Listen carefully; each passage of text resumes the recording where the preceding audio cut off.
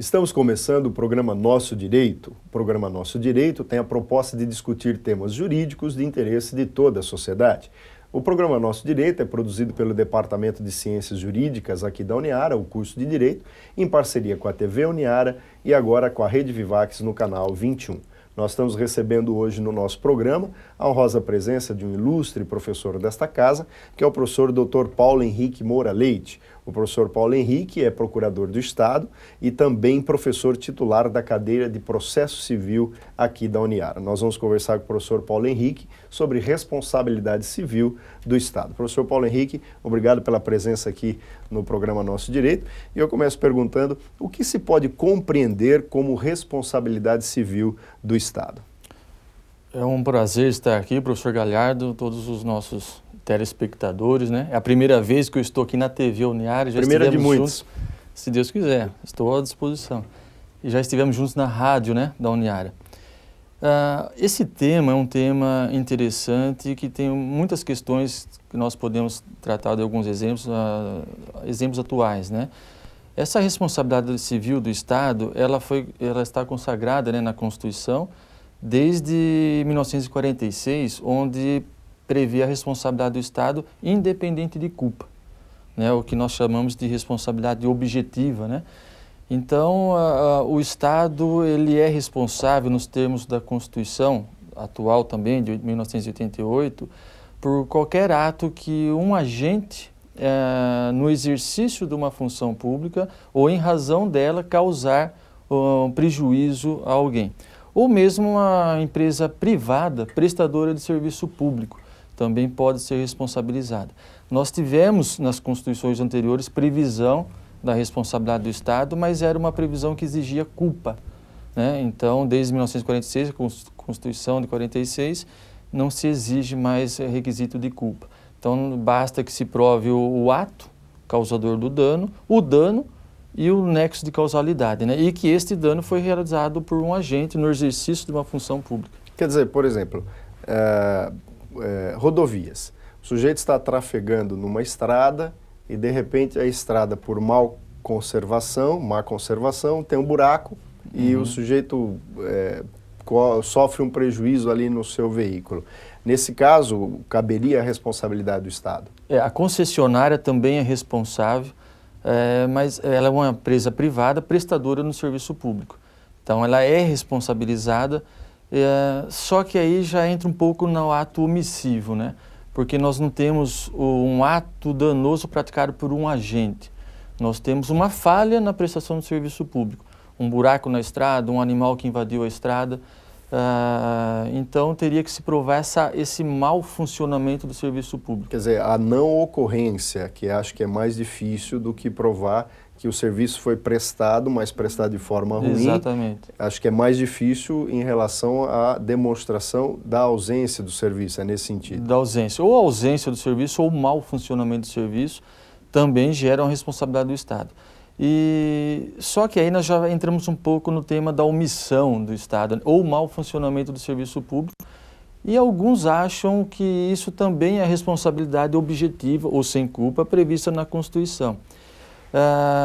E eu defendo a tese de que o Estado é responsável por ato omissivo, por má prestação do serviço público ou ausência dele, mas aí já seria uma responsabilidade por culpa, porque a gente já está perquirindo esse elemento omissivo, né, essa negligência. E a omissão é uma modalidade de culpa.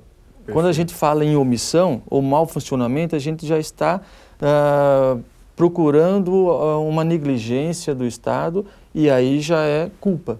Mas a responsabilidade existe da mesma forma. Quer dizer, na prática, para o nosso telespectador poder conhecer melhor, o Estado então responde em ambos os casos, seja porque ele prestou um serviço ruim ou porque ele não prestou o serviço. O que vai modificar... A fundamentação legal. É a fundamentação legal.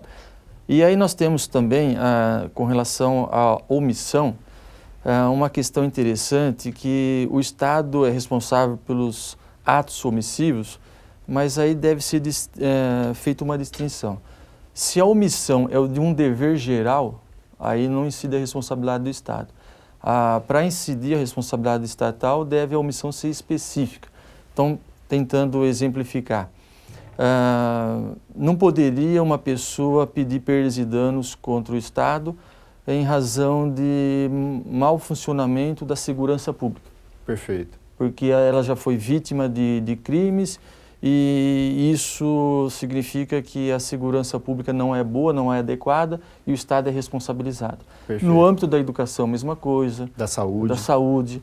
Agora, nesse caso de segurança pública, vamos pegar uma omissão mais específica.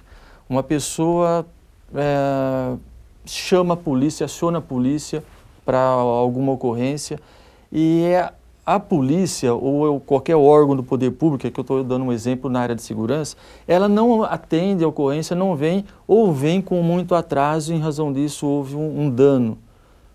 Chama-se o corpo de bombeiros, porque está acontecendo alguma coisa, ele não vem ou vem com muito tempo de atraso e o dano está feito. Então nós temos uma omissão específica. Perfeito. A especificidade vai gerar a responsabilização estatal. Agora, nós não podemos responsabilizar o Estado assim por uma violação de um dever geral, simplesmente porque há muita violência hoje em dia, a educação pública não é boa, então o Estado é responsável.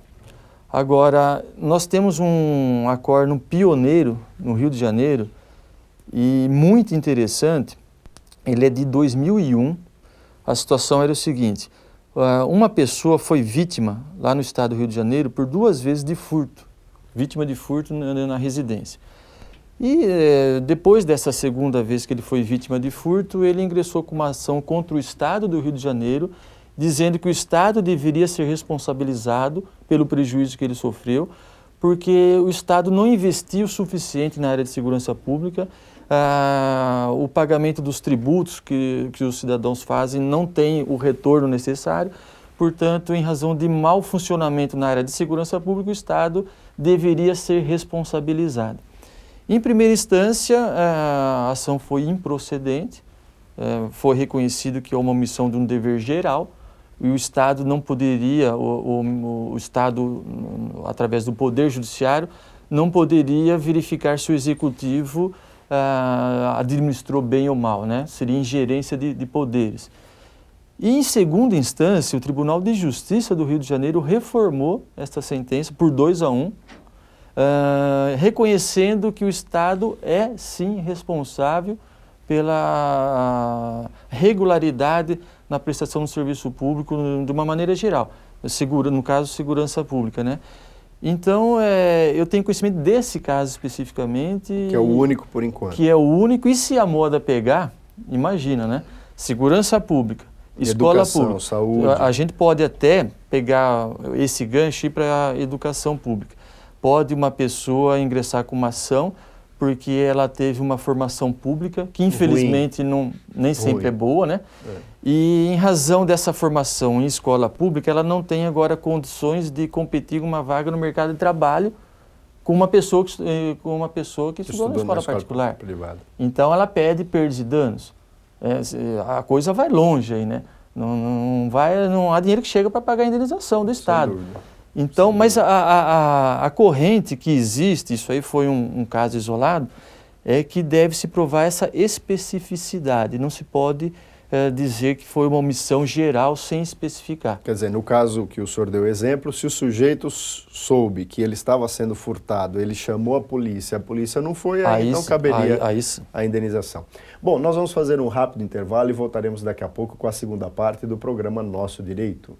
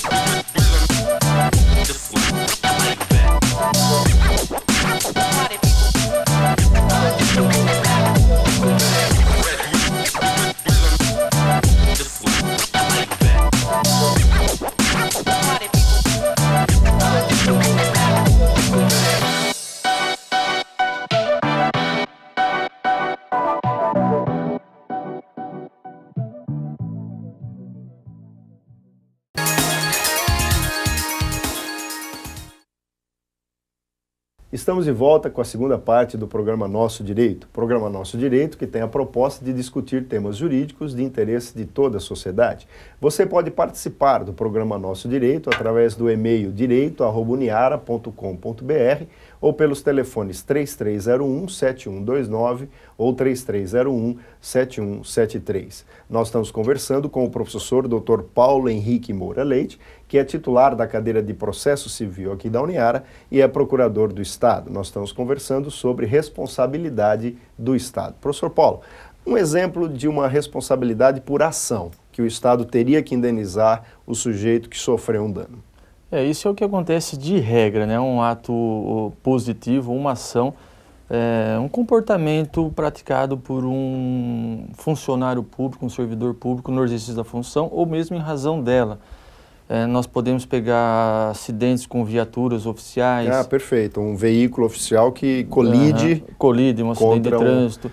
Então, o causador do dano foi o motorista, que é um servidor público, que estava no exercício da função. Mas não vai processar ele, ou até se processar ele, mas também processa o Estado, é isso?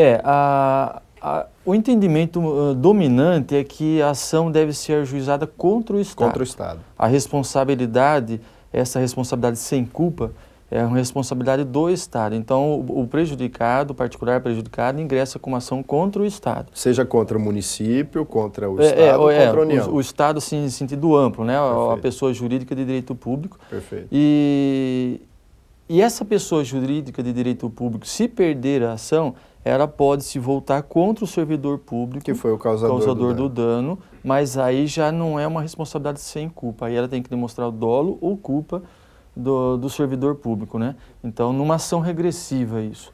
E há também alguns entendimentos, mas não são os majoritários, no sentido de que pode o particular acionar tanto o Estado como o servidor público, né? Perfeito. Colocando os dois como réus na ação. Perfeito. Mas o entendimento que eu acho também o correto é o Estado mesmo. Professor Paulo, e com relação a atos que o Estado pratica, mas, digamos, são atos lícitos, a responsabilidade do Estado em razão de atos lícitos, isso pode ocorrer? Pode. A Constituição, quando prevê a responsabilidade do Estado, ela não distingue entre ato lícito e ilícito, né?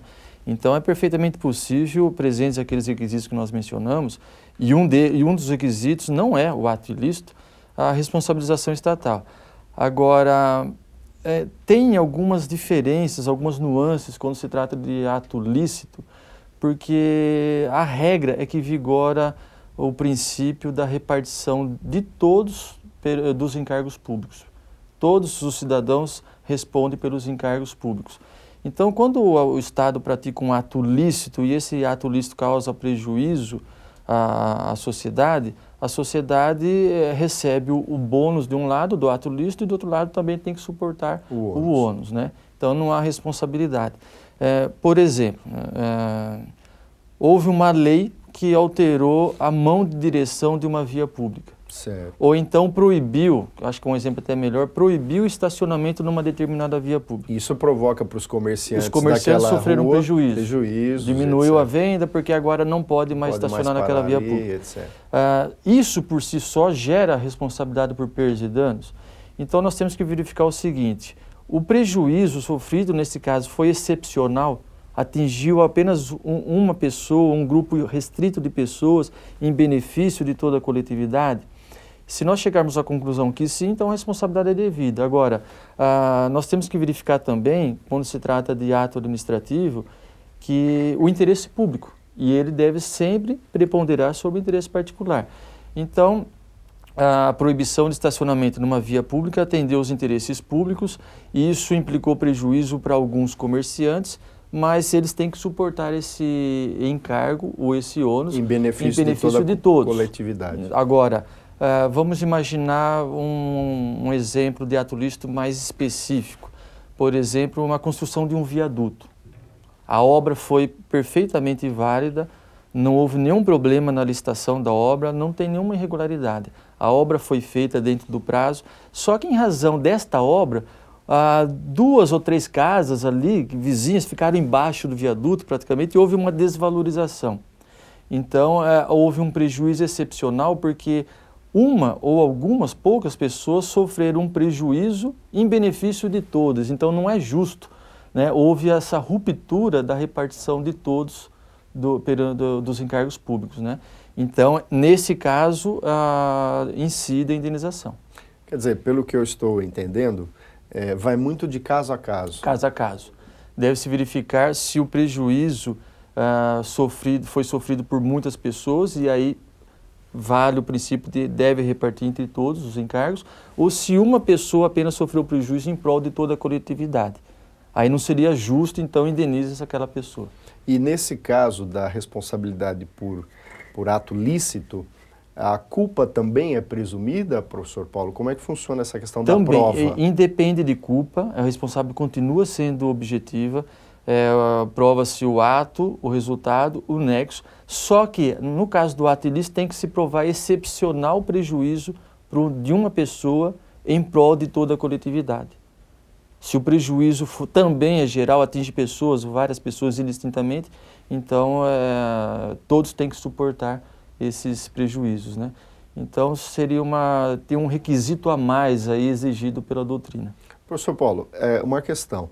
E valores? A lei define valores para essas indenizações ou cada caso é um caso? Como é que se afere o valor desse prejuízo de acordo aí com a responsabilidade do Estado? Porque nós já vimos aí casos em que o Estado foi condenado a pagar indenizações milionárias, né? E outros que as indenizações até são pequenas, né? A indenização, no caso de responsabilidade do Estado, ou mesmo de uma responsabilidade civil de uma maneira geral, a lei não prefixa, né, o valor da indenização. Então deve ser considerado o valor do prejuízo da pessoa naquele caso concreto, que pode variar, né? É o que a pessoa perdeu efetivamente e o que ela deixou de ganhar. Então é por isso que varia de caso para caso, né? O valor dos danos materiais e também eventualmente danos morais, que também varia de uma situação para outra. A lei não prefixa esse valor das perdas e danos.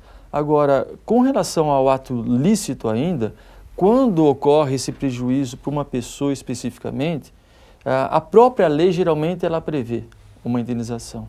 E se a lei não prevê, a pessoa faz jus desde que se demonstre que ela está suportando sozinha esses encargos em benefício de toda uma coletividade. Perfeito. Quer dizer, esse tema responsabilidade civil do Estado, na verdade, deu para perceber que é um tema bastante complexo, tem várias nuances, várias questões a serem observadas, mas fica a regra geral. Se o particular sofreu um prejuízo e esse prejuízo teve a contribuição, a participação do Estado, no mais das vezes ele tem que indenizar. Ele Exatamente. Tem direito a uma indenização. É isso aí. Bom, professor Paulo, nosso programa chega ao final. Gostaria de agradecer muito a presença do senhor aqui e lhe devolvo a palavra para suas considerações finais. É um prazer mais uma vez estar aqui na Uniara, pela primeira vez na TV Uniara. Estou à disposição de todo o Departamento de Direito, para conversarmos a hora que quiser. Muito obrigado ao professor Paulo Henrique Moura Leite, agradecemos a você, telespectador da TV Uniara, e convidamos a todos para mais um programa Nosso Direito na próxima semana.